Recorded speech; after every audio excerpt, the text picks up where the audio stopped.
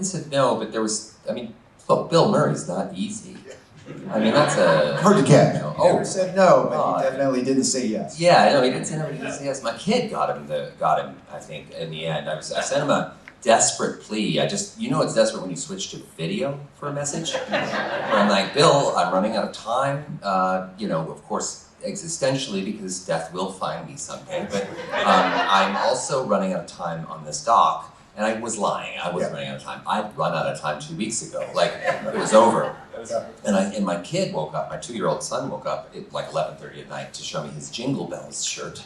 And then I said, I'm in the middle of it. I'm trying to send a video to Bill. Tell Bill to do the interview.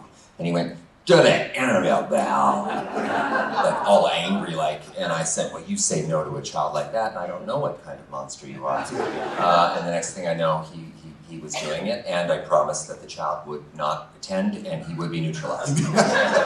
When they set up to shoot Stripes on day one of the shoot, they still didn't know if Bill was going to do the movie.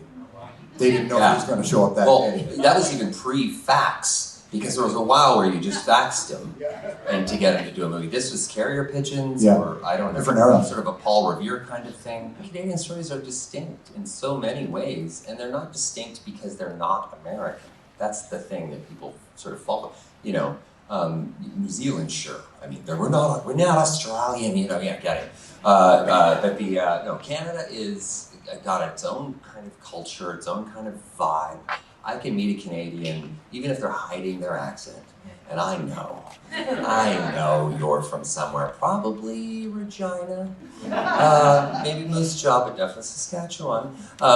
There's something there that is a camaraderie, an ability to kind of laugh at oneself. To me, it was something I utilized everywhere, every chance I got. You still see it in guys all the way up. Dan Akroyd, very proud Canadian. When I went to see Dan Akroyd, who was another, not a no, but very hard to find. I mean, a couple months. And I finally get a hold of him. And he goes, I'll tell you what, kid. You're going to fly up here. You're going to have dinner with me. You're going to spend the night. Next morning, we'll do the interview and you get the out. Yes, sir. Absolutely, sir. And it was one of the best nights of my life. I was at his home, and he picked us up at the airport in his 1994 Lincoln Town car. I think he stole it from Grosse Pointe Blank, one of my favorite movies, and drove us to his place out in the woods out there in Ontario. And next thing I know, I'm driving around in his 1920 Pierce automobile. Which was amazing in and of itself, but just his entire home is just like a museum. Just incredible, and so gracious. I just wanted to make sure everyone was comfortable. Very, again, Canadian, right? Just everyone comfortable. Had to check the shower in every room. We were a film crew of 4 at that point. Colin was shooting, so I got to do 3 or 4 of the interviews where he did the other 97. But I did get Dan and I did get Bill, and those were thrills for me.